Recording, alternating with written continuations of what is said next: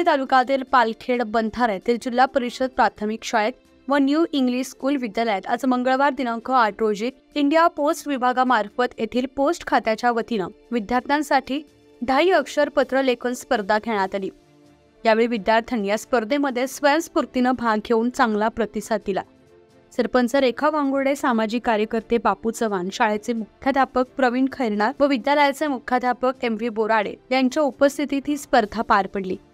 यावेळी पोस्ट खात्याच्या पोस्टमन प्रज्ञा शार्दूल व अनुष्का वर्मा यांनी विद्यार्थ्यांना या स्पर्धेचा हेतू व पत्राचं महत्त्व पटवणं, इंडिया पोस्ट विभागाच्या विविध योजनांची माहिती देऊन जनजागृती केली।